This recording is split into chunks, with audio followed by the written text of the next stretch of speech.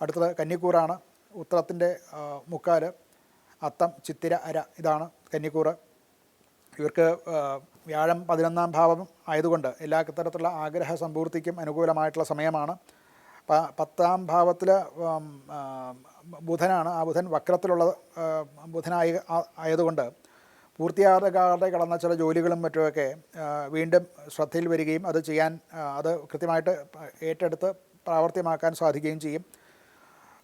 അതുമൂലമുണ്ടാകുന്ന മേലുദ്യോഗസ്ഥന്മാരുടെ ചില പ്രശംസയൊക്കെ കിട്ടാൻ സാധ്യതയുണ്ട്.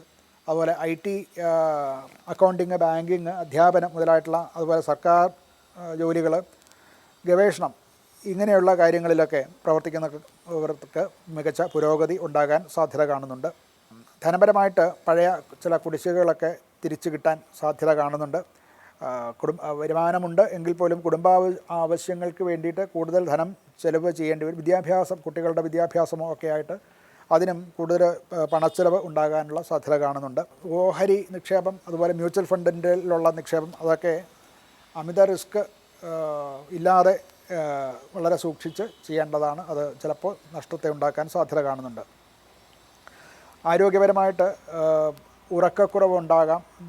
ദഹന സംബന്ധമായിട്ടുള്ള, വയറ് സംബന്ധമായിട്ടുള്ള ചില രോഗങ്ങളൊക്കെ ഉണ്ടാകാനും ഒക്കെ സാധ്യതയുണ്ട്. ഭക്ഷണക്രമമൊക്കെ നിയന്ത്രിക്കുകയും ആവശ്യമായിട്ടുള്ള വിശ്രമം തേടുകയും വേണ്ടതാണ്.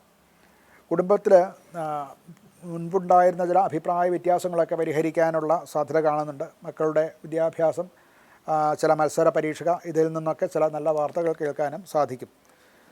ഇവർക്ക് പരിഹാരമായിട്ട് ബുധനാഴ്ച ദിവസം കൃഷ്ണക്ഷേത്രം അഥവാ ശ്രീരാമക്ഷേത്രം, അവതാര വിഷ്ണുവിൻ്റെ ക്ഷേത്ര ദർശനം നടത്തുക, അങ്ങനെയുള്ള മന്ത്രങ്ങൾ ജപിക്കുക, വിഷ്ണു സഹസ്രനാമം ജപിക്കുകയും അതുപോലെ പച്ചപ്പയർ ദാനം ചെയ്യുകയും ഒക്കെ ചെയ്യുന്നത് വളരെ അനുകൂലമായിട്ടുള്ള ഫലം നൽകാൻ സാധിക്കുന്നതാണ്.